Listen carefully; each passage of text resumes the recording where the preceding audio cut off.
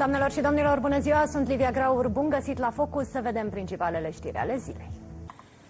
Într-un sat din Buzău, oamenii trăiesc în miros de canalizare și fecale. În plină vară, localnicii se plâng că nu mai pot deschide ferestrele, nu mai pot sta în curs și nici măcar hainele nu le mai pot usca afară fără să prindă miros de hazna. Totul se întâmplă din nepăsarea autorităților care nu remediază o defecțiune apărută de mai multe luni la stat. Economia României se îndreaptă cu pași repezi spre recesiune. Datele Institutului Național de Statistică arată că în primele 5 luni ale anului consumul a scăzut cu peste 5%. De vină este inflația, care a ajuns la aproape 11% și care a redus puternic puterea de cumpărare a românilor. Colegul meu Alex Turcu ne dă mai multe detalii. Un apel la 112 a declanșat o anchetă majoră în județul Constanța. O persoană a sunat la serviciul unic de urgență după ce a văzut un bărbat inconștient pe marginea drumului.